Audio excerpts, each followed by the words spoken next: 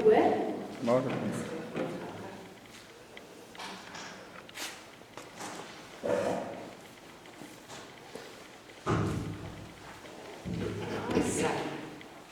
Liewe gemeente, baie welkom vandag in die huis van die Here.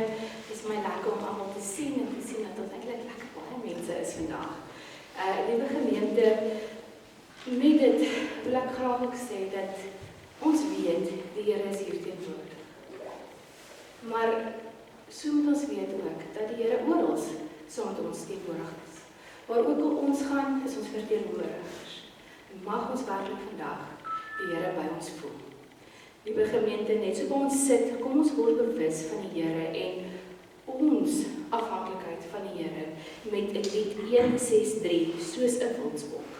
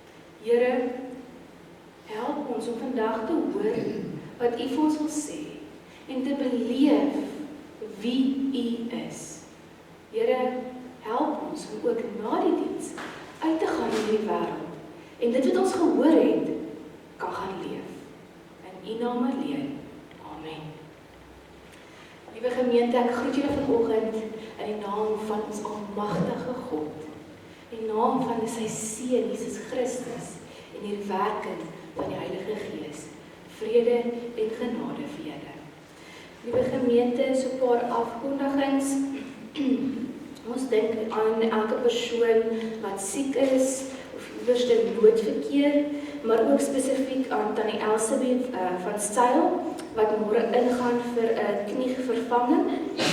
Ons dink aan haar ook en ook aan die herstel na die tyd. Ons bid dat alles sal goed afgaan en goed sal verloop.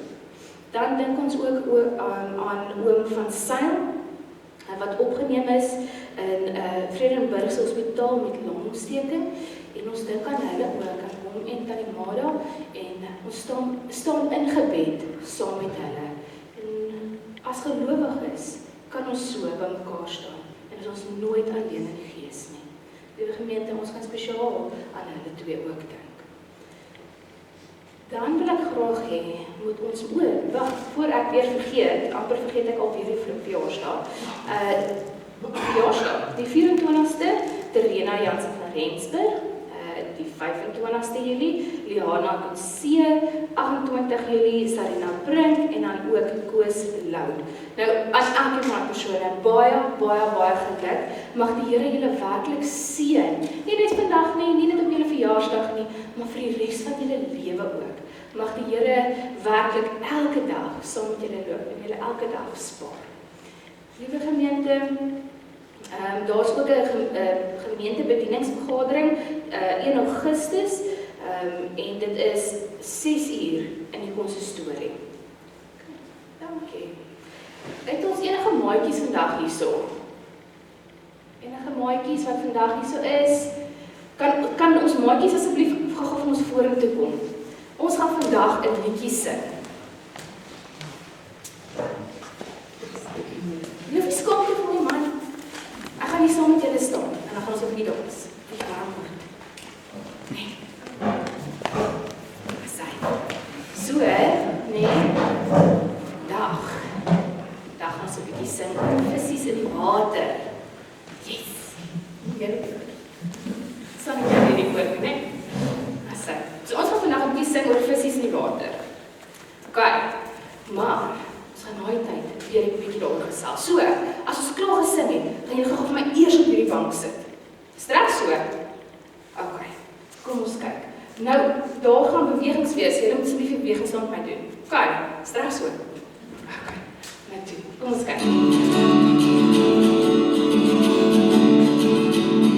Daar's visies in die water, kyk hoe swem hulle rond. Daar's voeltjies in die lug en daar's diere op die grond. Daar's blomme in die velde, daar's riete in die vlei. Wie sou dit als gemaak het? Die Here jare zijn. Daar's visies in die water, kyk hoe swem hulle rond. Daar's voeltjies in die lug en daar's diere op die grond. Daar's blomme in die velde, daar's riete in die vlei. Wie sou dit als gemaak het? Die Here jare zijn. Dit was lekker. Kry julle 'n bietjie skaam, hè? Ja man, ek gaan met julle elke keer saam met julle dans. Sit gou vir my hier nog en ek wil iets vir julle verduidelik.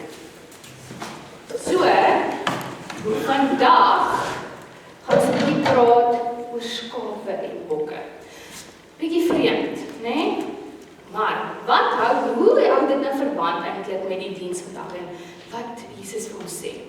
So vandag gaan ons 'n bietjie lees oor hoe Jesus eendag wanneer hy weer gaan terugkom, die mense op aarde gaan verdeel in skape en in bokke.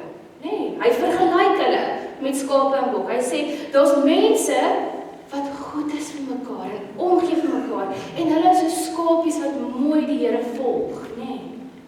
Ons is Jesus se skapies. Maar dan is daar mense in hierdie wêreld wat ongelukkig nie luister nie, wat lelik is met mekaar en hulle is soos bokkies en soos bokke en hulle gaan na die ander kant toe. Nou kan ek vir julle vertel, nee, ek het al skapies groot gemaak en ek het al bokke groot gemaak. Nou my bok, hy wou nie luister nie. Hy het een keer, nee, my arme buurvrou, hy het een keer my baar lag so met sy been. Hy het een keer oor die heidings gespring, op my buurvrou se glastafel gaan staan op die stoep. En dan het gepiepie. Ek bedoel, dit wys net, nee. Bokke kan partykeer hardkoppig wees. Maar, so ons gaan vandag kyk 'n bietjie na hoe Jesus praat van daar skapies, mense wat so skape is, en dan sal mense wat soos bokke is. Soos wat wil julle wees? Skapie. Ek wil soos 'n skapie wees. Nee. Okay. En toe, julle ouetjies wat 'n bietjie ouer is, dink julle gaan nog beter verstaan ook, nee. Daar's partykeer tye wat ons regtig moet mooi kyk na onsself en vra maar, Here, is ek besig om te volg en besig om te doen wat U van my vra? Of is ek besig om hierdie wêreld te volg? Nee. Okay. Nou sê dankie, julle kan weer by ons. Wag, kom kry eers vir julle lekker.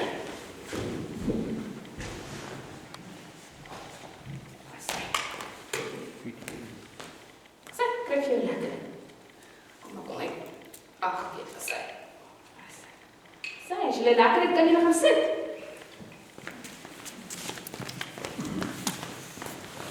Sê, dankie, nou moet jy saam met my voorkom dans hê.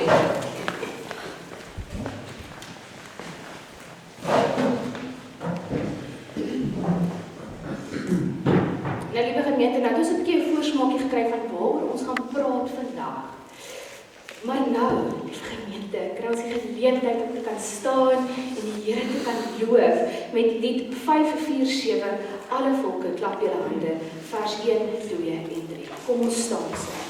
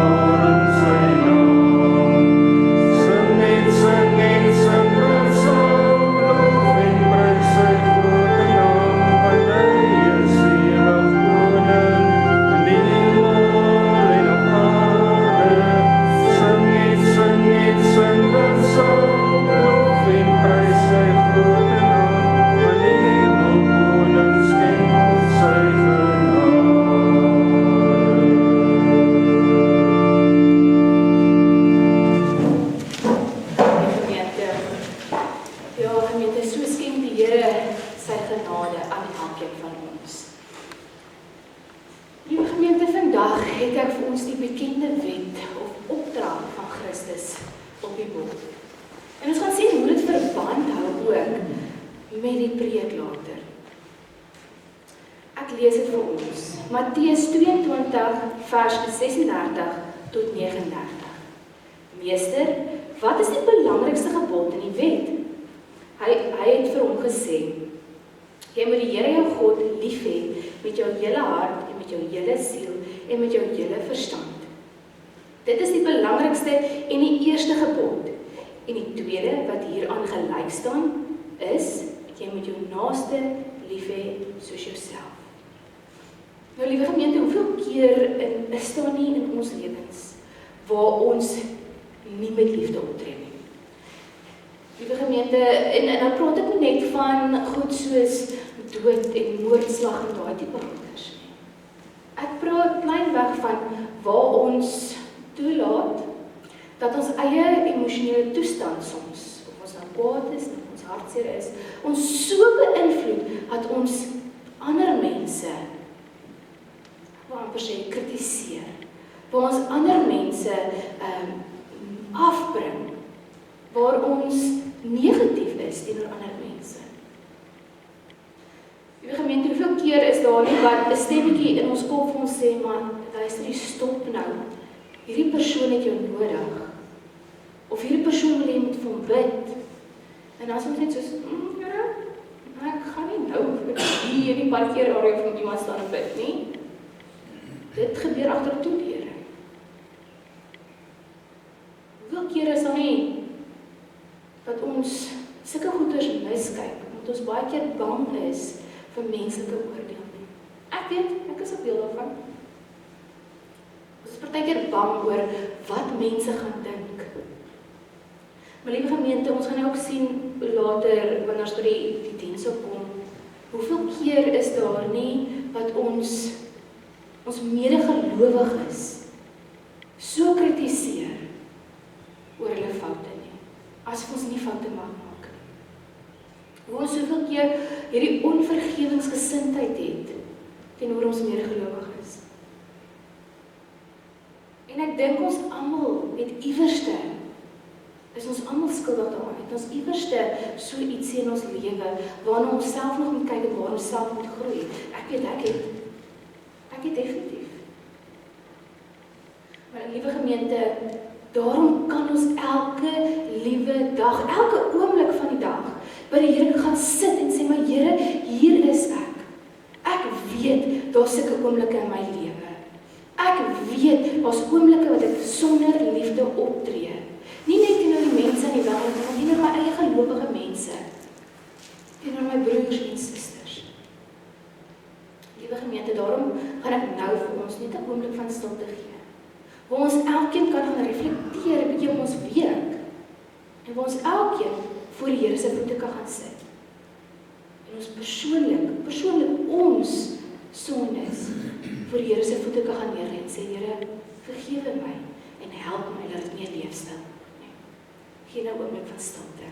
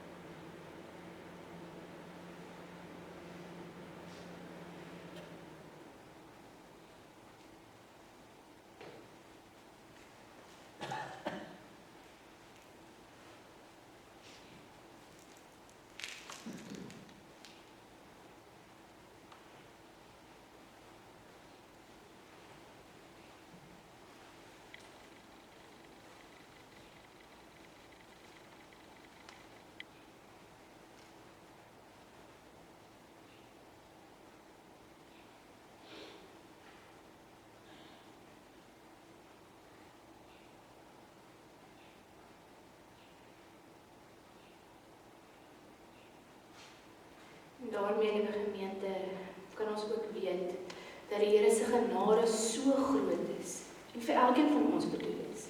En het ek 1 Petrus 4 vers 7 tot 11 as ons genade verkondiging.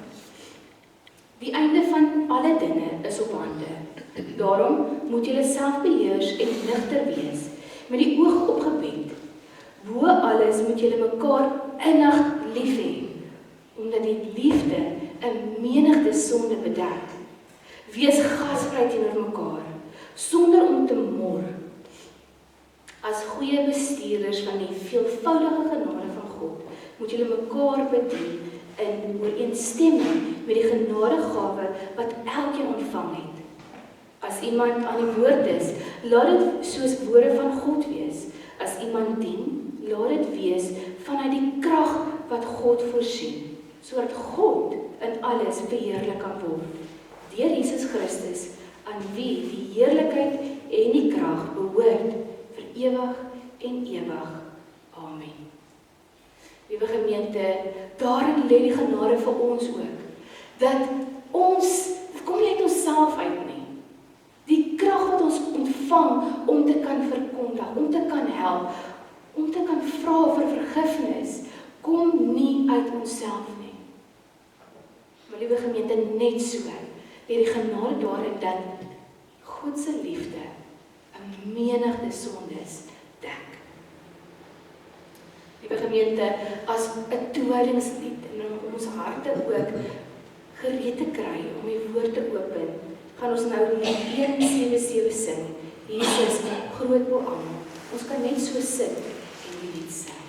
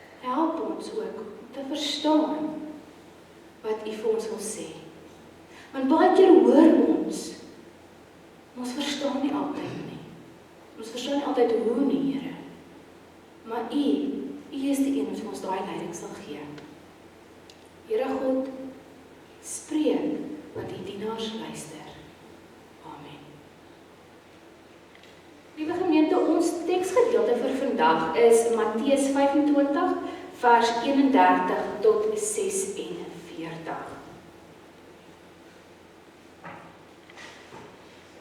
Ek lees vir ons. Wanneer die Seun van die mens in majesteit kom en al die engele saam met hom, sal hy op sy koninklike troon gaan sit. Al die volke sal voor hom bymekaar gebring word. En hy sal die mense van mekaar skei, soos 'n wagter die skape van die bokke skei. Die skape sal hy regs en die bokke links van hom laat staan. Dan sal die koning vir die aan sy regterkant sê, kom julle wat deur my Vader geseën is. Die koninkryk is van die skepping, die koninkryk is van die skepping van die wêreld af vir julle voorberei. Neem dit as erfenis en besit. Want ek was honger en julle het my iets gegee om te eet. Ek was dors en julle het my iets gegee om te drink. Ek was 'n vreemdeling en julle het my gehuisves. Ek was sonder klere en julle het my klere gegee. Siek en julle het my verpleeg. in die tronk en julle het my besoek, dan sal die wat die wil van God gedoen het vir hom vra, Here, wanneer het ons u honger gesien en u gevoed, of dors en u iets gegee om te drink?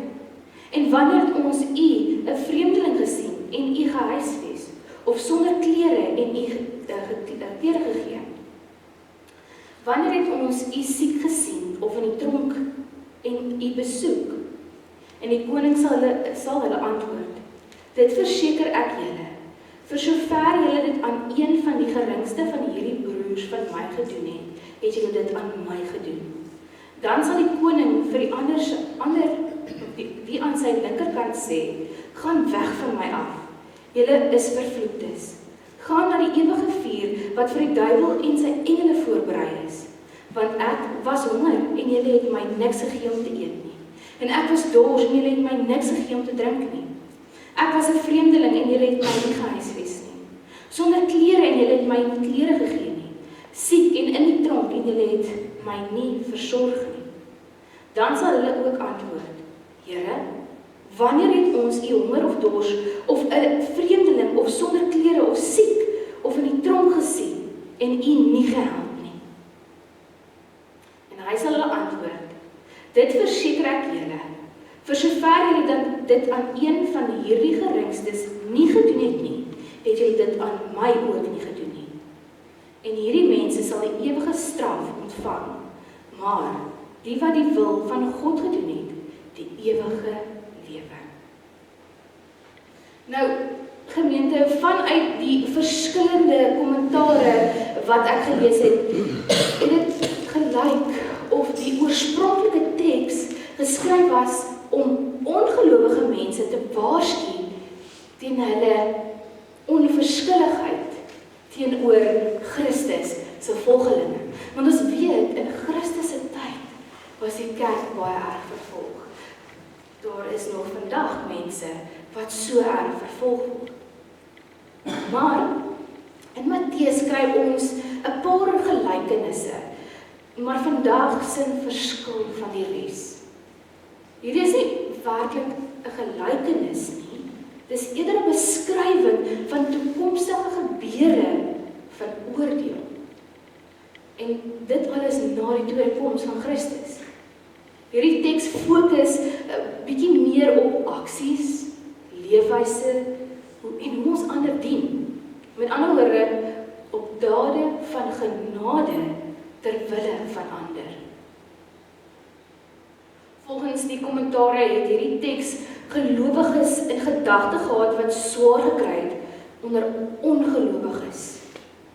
Dalk iemand soos Johannes die Doper wat in die tronk was en wat sleg hanteer is en op die ou einde vermoor is.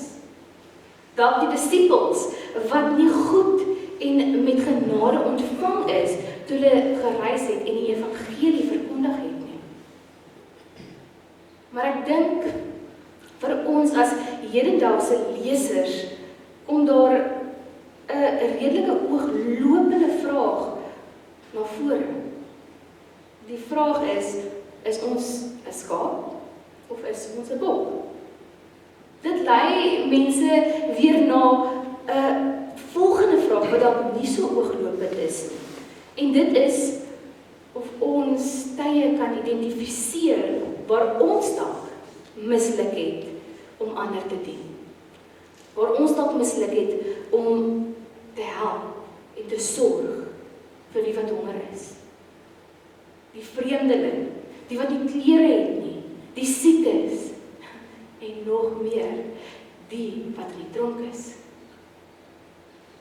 Julle mense kan ons dit herken. Nog 'n moeiliker vraag. Die teks weerspieël dalk 'n bietjie van 'n bekommernis wat ons as gelowiges vandag nog beleef. Dat die wêreld nie is wat dit veronderstel is om te wees nie. En hoe die kerk ter wille van die onderdruktes en die armes moet werk en dien en sorg. Ek dink ons as kerk verstaan vandag dat dit deel is van hoe ons kerk moet wees. in hierdie verskriklike wêreld. Ek dink dit is deur die eeue heen in ons ingewerk. Maar hoe lyk hierdie teenwoordigheid, die kerk se teenwoordigheid vandag werklik nog? Is dit betroubaar? Is dit konstant?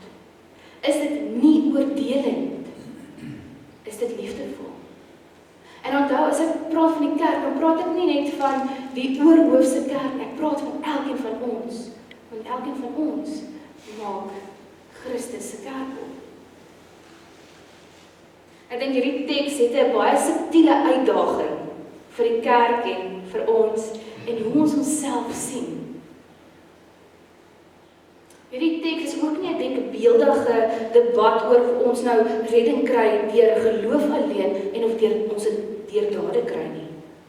Ons beleef vroeër in Matteus tekste, of hoe die tekste en hoe hy verduidelik dat 'n etiese of 'n goeie gewyde lewe as geskenk en 'n resultaat van redding is. In plaas daarvan dat dit 'n toets is om te sien wie werklik waardig is van redding.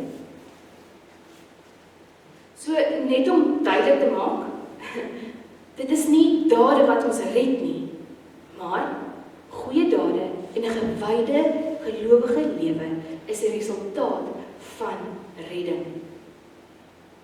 Maar Matteus erken dat daar ongelowiges en buitestanders is wat hierdie dade leef.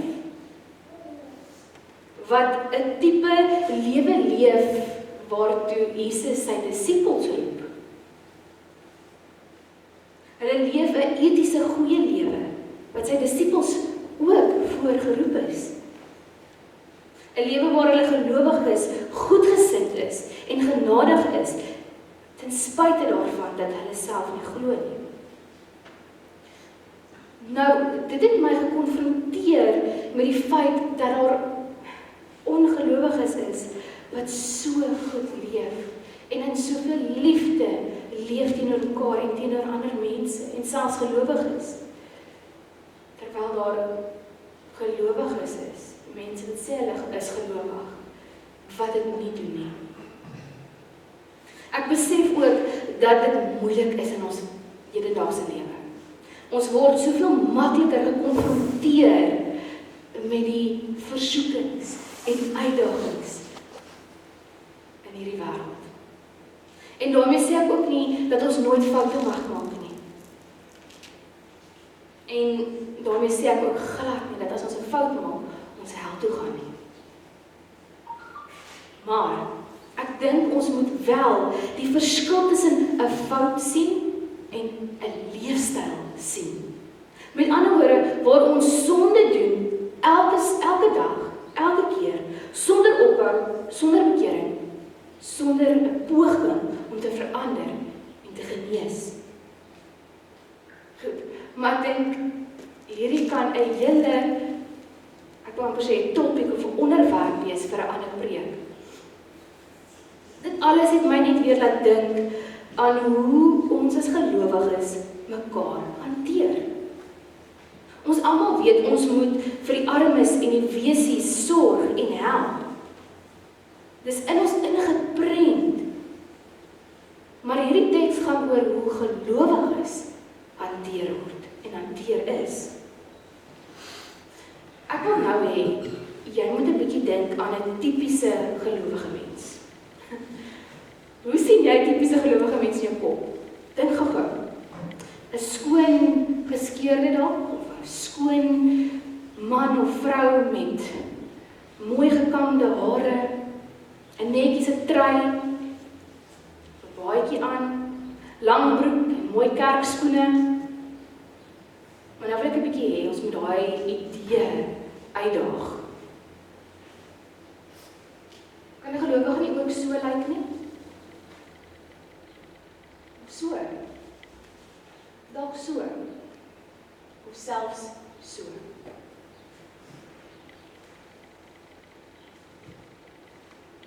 So, hoe hanteer ons mekaar? Ons susters en ons broers in Christus. Help ons die wat in nood is, versorg ons hulle. Ek dink ons kan dan ook herbesin oor hoe ons dink oor nood. Wat nood is, hoe dit lyk. Wat van iemand wat fisiese nood het? Nie kos het nie, nie huis het nie, nie warm klere het om te dra nie. Dis ons typiese prentjie van iemand wat in nood is. Maar, wat van iemand wat emosionele nood ervaar? Daar is soveel mense wat met angs en depressie sit, as gevolg van dinge wat om het gebeur het in hulle lewe. Wat van die mense wat geestelike nood het? Iemand wat deur 'n geloofskrisis gaan, wat sukkel om God se genade te sien en te aanvaar. En nog 'n moeilike vraag. Wat van iemand wat sukkel met die idee dat God bestaan? Hulle is gelowig, maar hulle gaan deur hier ongelooflike geloofskrisis. Is ons as kerk en is ons as medegelowiges 'n veilige hawe vir hierdie persone? Of word hulle ontmoet met vernedering, veroordeling, omdat hulle in nood verkeer? Hierdie teks praat van die onverskilligheid van ongelowiges teenoor gelowiges. Maar kan ons nie maar self ook baie onverskillig wees teenoor ons broers en susters nie? Teenoor ons mede-disippels nie? Maar wat van as ons, soos Jesus, 'n ander standaard gebruik en toepas, om te besin en te reageer teenoor mense wat dan anders is as ons, of wat hulle gesukkel? Ons moet ook net altyd onthou, op die ou ende behoort die rol van 'n regter uiteindelik aan die almagtige God. En hierdie teks oordeel die koning, die nasie, nie net oor hoe hulle gereageer het oor die verkondiging van God se koninkryk wat gaan kom nie, maar oor hoe hulle die wat die boodskap gebring het, ontvang het. Hierdie teks maak dit duidelik hoe ons die persoon wat die evangelie verkondig ontvang en hoe dit saak maak. Maak nie net saak hoe ons die evangelie ontvang nie, maar hoe ons mekaar ontvang. Want as ons sê dat ons werklik gelowiges is, dra elkeen van ons die evangelie uit. Ons moet ons mededienaars ook met barmhartigheid en liefde hanteer. As disippels moet ons mekaar kan dra, kan ontvang. As disippels nie mekaar kan ontvang in God se huishouding nie, dan verwerp hulle ook eintlik Christus. Want medegelowiges en disippels is nie net mense nie, dis soos mense soos ons, wat verteenwoordigers is van Christus in hierdie donker wêreld. Somtyds het hulle net 'n bietjie hulp nodig. Die geloof van elke individu word getoets deur hulle behandeling van die gemeenskap wat die boodskap van Jesus beliggaam en bedien. Bediening van die nood is die bediening van Jesus Christus. Ons as geloofsgemeenskap is veronderstel om saam te kan staan en saam te kan uitgaan in hierdie wêreld waar ons soveel moeilikhede kan beleef en gaan beleef. En daarom kan ons nie onverskillig wees teenoor mekaar nie. Ons het mekaar nodig in hierdie hartseer en gebroke wêreld. En as ons genade mekaar bewys ons ook genade aan Christus. Die verbasenheid van hierdie groep wat dan nou as die skaap geklassifiseer word, wanneer Jesus vir hulle sê dat hulle aan hom barmhartigheid bewys het, wys vir ons dat omgee en barmhartigheid vir ons 'n leefstyl moet word. Op so 'n manier dat dit nie onderskei kan word nie. Dit moet ook nie gedoen word omdat daar iets beloof word nie. Of omdat ons iewers 'n goeie guns by 'n belangrike persoon gaan kry nie. Dis ook nie iets wat bewys moet word net aan die wat ons as waardig ag nie. Hierdie teks lig nog iets belangrikers uit. En dit is dat ons verseker kan wees dat Jesus gaan terugkeer. Waarvan ons wel nie verseker is nie, is wanneer hy gaan terugkeer. Hierdie feit en die beloftes wat daarmee saamkom, moet tog 'n groot impak en 'n verskil maak in elkeen van ons se lewens, in elke gelowige persoon se lewens. Hierdie teks moenie mense motiveer om nou ewe skielik 'n datum te wil soek vir die Here se tweede koms nie. Maar dit maak nie saak wanneer nie.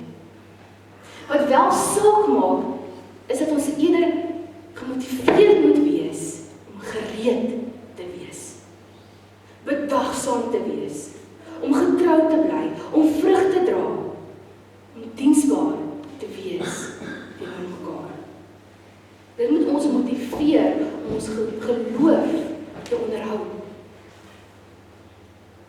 Jesus se disippels wou te veel fokus op wat hy weer by hulle gaan wees, maar Jesus wou eerder fokus dat sy mense gereed moet wees wanneer daai dag aanbreek. Wat saak maak is die betroubare rentmeesterskap van sy mense. Die barmhartigheid wat hulle moet uitleef tot die oordeelsdag kom. Jesus het gefokus op hoe hulle gaan moet leef wanneer hy fisies nie meer hier is nie. Alhoewel ons weet, Christus en God altyd by ons is as gevolg van die Gees. Jesus praat nie net oor die toekoms en al die gebeure wat daarmee saamgaan om 'n tipe van 'n nuuskierigheid te bevredig nie. Ek lag want ek is soms so 'n bietjie nuuskierig. Maar dis nie hoekom dit gedoen word nie. Hy verduidelik die toekoms ter wille van sy volgelinge se gehoorsaamheid aan God se wil. Dit is nie wat ons met die mond bely, wat karakter en integriteit bewys nie. Maar hoe ons dit wat ons met ons monde bely, uitleef, wat dit bewys. En wat die bewyse daarvan is. Liewe gemeente, kom ons wees genadig teenoor mekaar. Kom ons wees 'n veilige hawe vir mekaar. Kom ons wees 'n veilige hawe vir almal, maar spesifiek ook vir ons medegelowiges. Disippels wat swaar kry. Op al die verskillende maniere. Maak gereed vir die koning se koms en sy terugkeer. Wees seker dat wanneer daai dag aanbreek, jy gereed is. Wees 'n skaap in 'n wêreld vol bokke. Kom ons bid saam.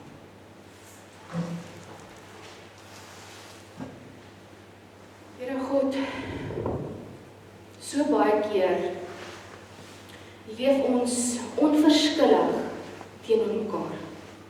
Here, nie net teenoor hierdie wêreld nie, maar teenoor ons eie broers en susters in die familie van God. Here, ek besef dat die wêreld so 'n massiewe impak op ons het, want ons is tog net mens. Maar Here, help ons, gee ons die krag om daai te weerstaan, daai versoekings te weerstaan. Here God, help ons om op al die verskillende maniere vir mekaar te kan sorg, om saam te staan, Here, in hierdie wêreld waar ons soveel hartseer en moeilikhede beleef.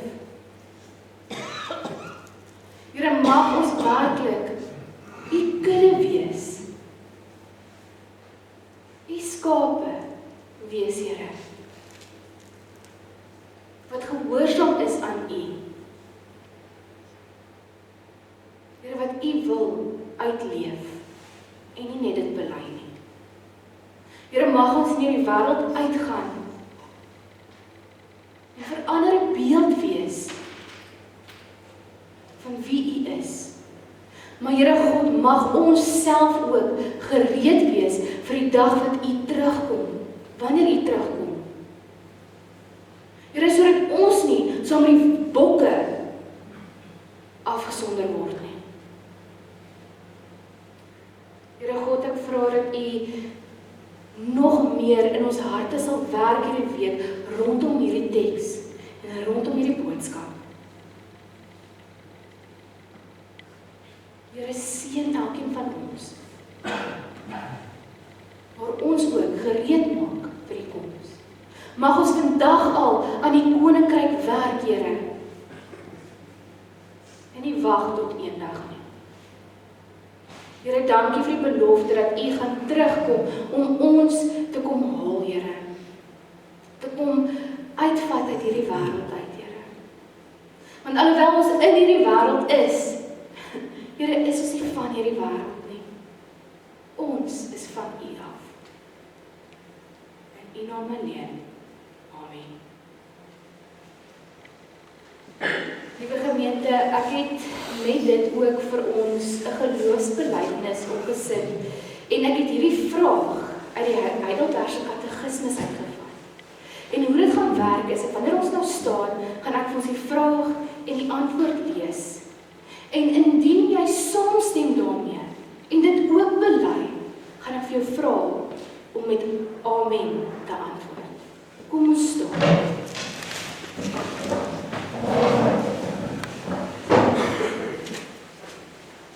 Vraag 32. Waarom word jy 'n Christen genoem? Die antwoord: omdat ek deur die geloof 'n lid van Christus is en daardeur deel aan sy salwing het, sodat ek sy naam kan bely, myself as 'n lewende dankoffer aan hom kan toewy en in hierdie lewe met 'n vrye gewete teen die sonde en die duiwel kan stry en hierna met Christus in die ewigheid oor alle skepsels kan regeer. Gemeente, as julle hiermee saamstem, bely nou met amen. Amen. Dankie gemeente. Gemeente, ek gee nou ons kans en vir die dankoffers. En dan sal ons weer praat.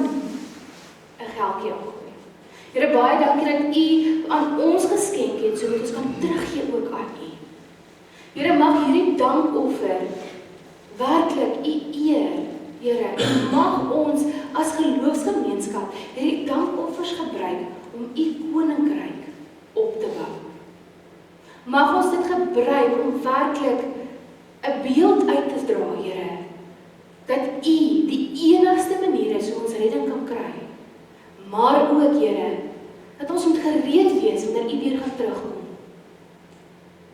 Here God, God, help ons om in ons doen en late, elke dag se werk, en die geld wat ons verdien, die geld wat ons uitgee, Here, die geld wat ons teruggee aan U.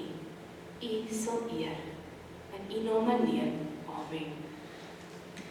Liewe gemeente, ons gaan nou staan en dan gaan ons lied 599 sing, as hy weerkom, vers 1, 2 en 3, en dan gaan ons bly staan vir die seën, en dan sluit ons af met die amen. Kom ons staan saam.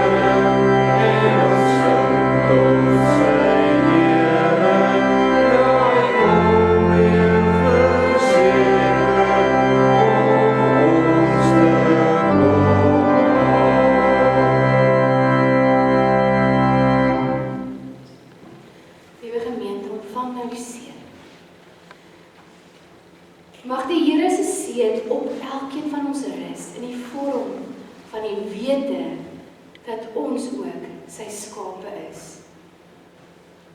Mag die Here se seën op elkeen van ons rus in die vorm van die wete dat ons ook 'n koning het wat vir ons eendag weer gaan terugkom.